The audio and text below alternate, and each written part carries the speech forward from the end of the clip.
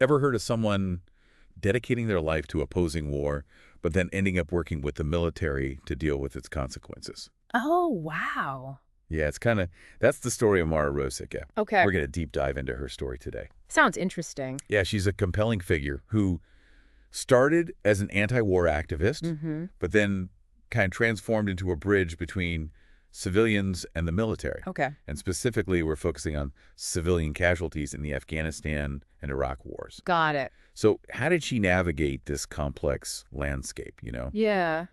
challenge her own beliefs, Mm-hmm. and ultimately made a tangible difference in the lives of those affected by war? Right. So we're drawing on this incredible episode of NPR's Rough Translation podcast for this. Okay.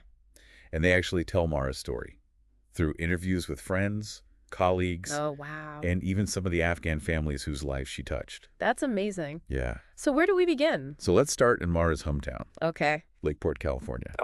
Even as a middle schooler, Mm-hmm. she organized a walkout against the first Gulf War. Wow. So her empathy and drive for justice, were there from the start, basically. Yeah, absolutely. And those qualities, they evolved. Yep. Even in high school, she was using social events to refine her public relations skills. Interesting. So it's almost like she understood how important it was to connect with people, Yeah. which obviously that would serve her well later in Afghanistan. Yeah, for sure. Do you think she was consciously using those social skills as like a strategy, or was it just more instinctive? I think, it's probably a bit of both. I think some people just have that charisma, that natural charisma. Yeah. But Mara, she clearly honed that into a tool for building relationships and influencing others. Right. So definitely a bit of both, I would say. Okay, so fast forward to 9/11. Okay. While much of the world was understandably focused on the tragedy in the U.S., Right. Mara decided to go to Afghanistan to document civilian casualties.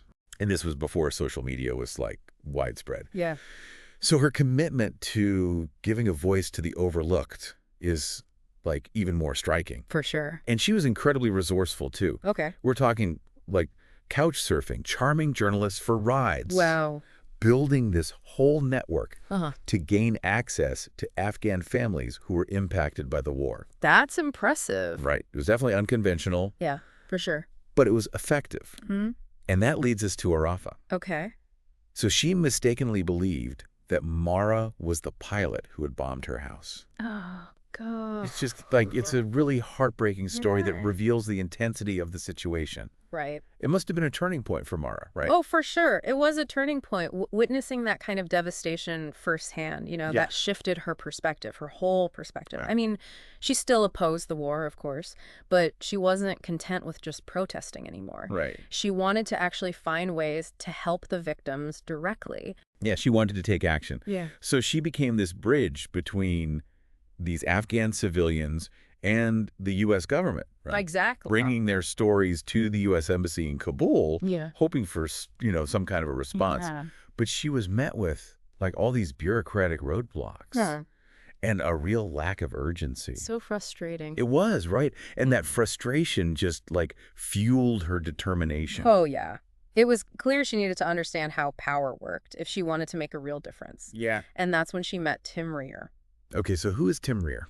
So Rear was a Senate staffer known for his work on human rights and humanitarian aid. Okay. He became her mentor in Washington, D.C. Okay. Quite a change of scenery. Yeah, totally. Yeah. For someone who'd been, on the front lines of protest. Right. So how did that relationship develop? Well, I think Rear, he saw Mara's passion, Yeah. and her raw talent. Hmm. He helped her channel those qualities into something more concrete and impactful. I think he was a really good mentor for her. So together, they secured $10 million in funding for the Afghan Civilian Victims Assistance Program. That's incredible. It is incredible. Going from an outsider to navigating, all the complexities of government to achieve this. Yeah. Can you tell us more about what this program actually did? Yeah. So it provided direct financial assistance to families that were affected by U.S. military operations. Okay. Things like covering medical expenses, rebuilding homes that were destroyed in the fighting, even offering vocational training to help people rebuild their lives. Wow. So for families like Arafa's, this wasn't just aid. This was a lifeline. Right. Yeah, for sure.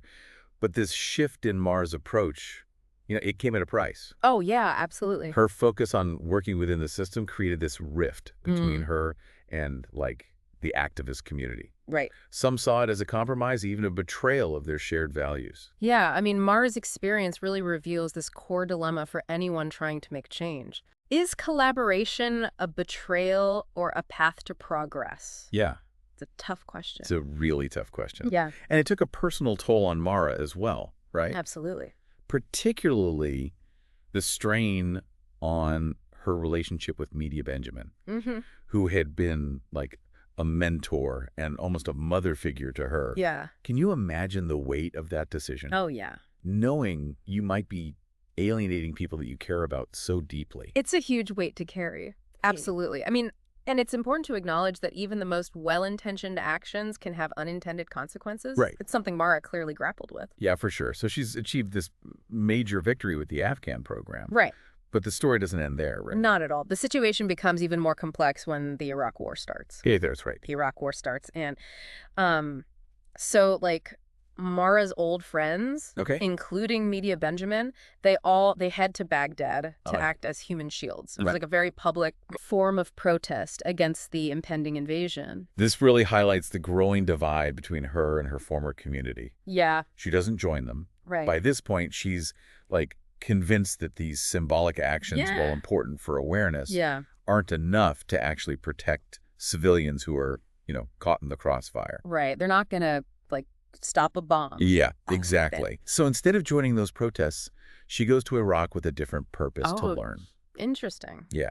She wanted to understand how the U.S. military actually operates, how decisions are made that impact civilians, and Right. she might be able to influence those decisions from the inside. So she's, like, embedding herself with the very institution she used to criticize.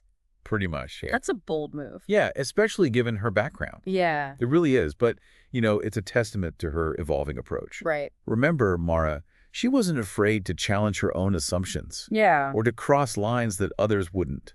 She truly believed that to create meaningful change, you had to understand the systems you were trying to influence. And according to the NPR episode, it's in this unlikely setting Yeah. that she starts to connect with people in the military who are genuinely concerned about civilian casualties. It's true, and it really challenges that common narrative of a stark divide between the military and anti-war activists. Right.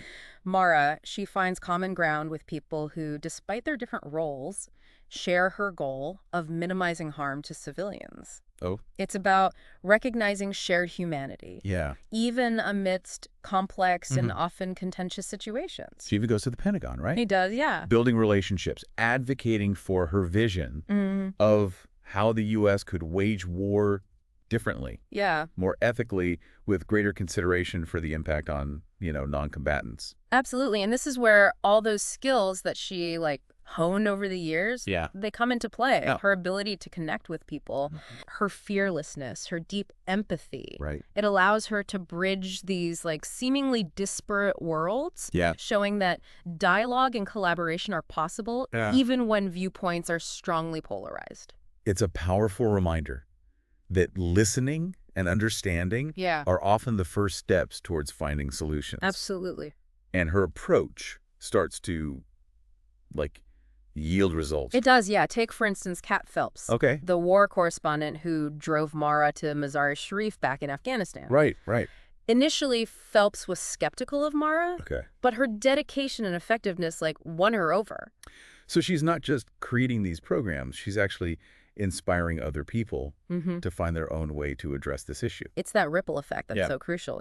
Mara's story, it shows us that change can happen incrementally through those one-on-one connections, Yeah. through persistent advocacy. Right. Even when facing, seemingly insurmountable obstacles. It's about chipping away at the problem, even when progress feels slow.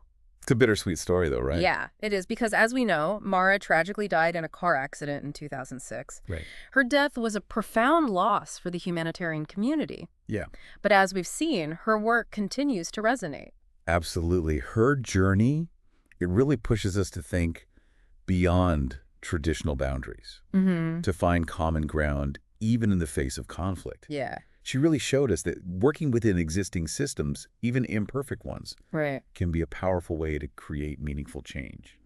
Yeah, it really makes you wonder what more she could have accomplished, if she had more time. I know. It is sad, but even in her, tragically short life, Mm-hmm. she left a legacy that challenges us all. Yeah, it's a legacy that prompts these important questions Yeah. about the nature of activism, the complexities of war, Mm-hmm. and the role that individuals can play in shaping policy and practice. Right. So let's unpack some of those key takeaways Okay. from Mara's story. I mean, yeah. Empathy seems to be like a key theme here. Oh, absolutely. She didn't just talk about civilian casualties. Right. She actually spent time with the families affected by the fighting, listened to their stories, Yeah. built relationships. Right. And that really fueled her advocacy, you know? It did. It was that personal connection that allowed her to truly bridge the gap Yeah. between those suffering from the consequences of war and those in positions of power. Right. And that leads to another important takeaway. Yeah. Change can come from unexpected places. Absolutely. Mara, I mean, she wasn't a politician or Yeah. a high-ranking official. She was just a young woman Mm-hmm. with a powerful sense of justice Yeah. who was willing to learn and adapt to challenge both herself and the status quo. And Mara's story also emphasizes the importance of, like, collaboration and finding common ground. Oh, yeah. She was able to connect with people across ideological divides, Right? finding allies in the activist community and even within the military and government. Yeah, it really makes you question this idea that we always have to, like, pick a side, Right. that you're either for or against war. Exactly. Mara's journey, I think it suggests there's a space for more nuanced engagement, Yeah. for working within existing systems to try and mitigate harm Okay. and create more humane outcomes, even if it means making some uncomfortable compromises along the way. Right. But it's a path that requires careful consideration and a willingness to constantly reevaluate your own position and approach. So what does Mara's story mean for us? Well, I think it's a call to action. Okay. To think about how we can leverage our own skills and passions to make a difference.